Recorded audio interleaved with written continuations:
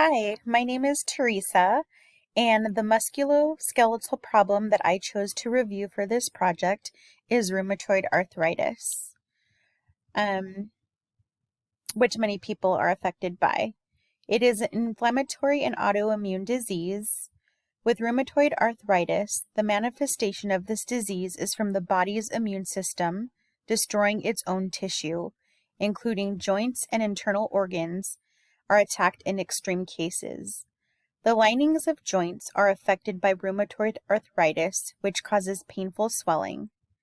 The inflammation associated with rheumatoid arthritis can lead to bone degradation and joint deformities over time. Many joints, especially those in the hands and feet, are affected by this chronic inflammatory condition and can cause physical deformities. Rheumatoid arthritis has no cure. However, physiotherapy and medicines can help reduce the disease course and intensity.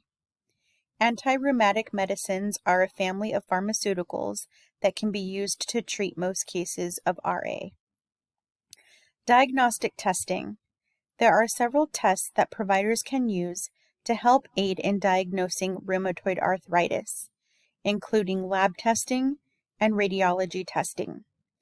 Common testing includes lab results, which include erythrocyte sedimentation rate, which is abbreviated or also known as an ESR, C-reactive protein, which is CRP, a full complete blood count, which is a CBC, rheumatoid factor, which is RAF, CCP antibodies, and anti-nuclear antibody ANA. Radiology testing includes tests such as an X-ray, computerized axial tomography, which is also known as a CAT scan or a CT scan, magnetic resonance imaging or an MRI, and an ultrasound.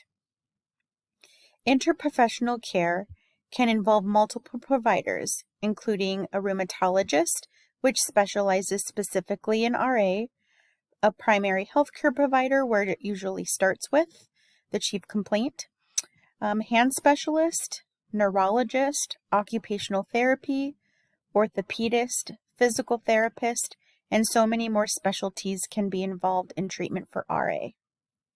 Some patients do home therapy and exercises, including water therapy, heat therapy, and homeopathic remedies to help with the symptoms and pain a person experiences with this disease.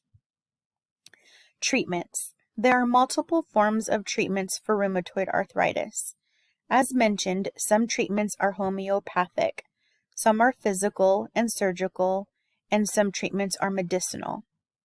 Medicinal treatments can include non-steroidal anti-inflammatory drugs, which decrease the inflammation and help relieve pain, immunosuppressive drugs, which reduce immune response, anti-inflammatory drugs, which prevent inflammation, steroids, which stimulate hormone or modifies to help reduce inflammation for tissue repair. Other treatments include therapies such as exercise, physical therapy, occupational therapy, stretching, exercise, and yoga. Surgical treatments include arthroplasty, which is the repair or replacement of a joint, or joint replacement, which is taking out the damaged joint and replacing it with an artificial joint. Nursing process and plan of care. Using the nursing process and developing a plan of care, I chose the nursing diagnosis of impaired physical mobility. Risk factors for impaired physical mobility include activity intolerance, fall risk, decreased muscle strength, and deformities. By evidence of a limited range of motion, impaired coordination, and decreased muscle strength. The desired outcomes are the patient will maintain and increase muscle strength, the patient will improve their range of motion, the patient will demonstrate the ability to maintain activity intolerance. Nursing interventions include monitor joint pain and inflammation, assist with range of motion and encourage exercise therapy, encourage and assist with activities of daily living, and provide pillow support and assist with positional changes.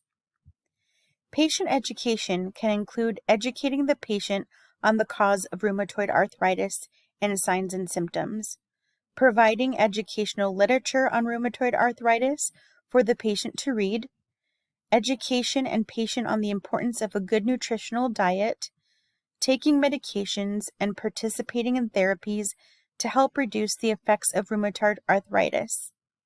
Provide the patient with resources such as support groups, counseling, therapy, and exercise programs that specialize in RA.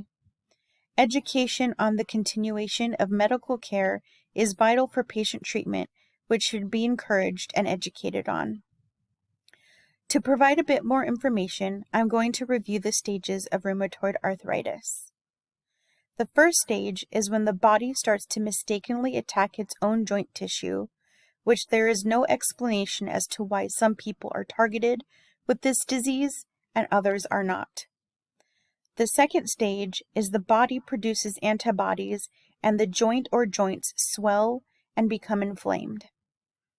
The third stage is when the joints start to bend and become deformed from the fibrous layer of abnormal tissue cartilage and destruction, damage, and bone erosion. The fourth stage is the joint becomes destroyed, not able to function, and the bones fuse together if this goes untreated, and can also occur in severe cases of rheumatoid arthritis. I have included a visual aid which I'm going to pull up on my iPad that just shows the effects or the result of rheumatoid arthritis in the hands, just for a visual.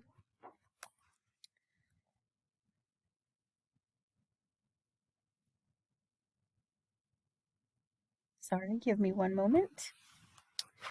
So here is, I don't know if the camera picks it up correctly, but here is a visual of the effects of rheumatoid arthritis in the patient's hands.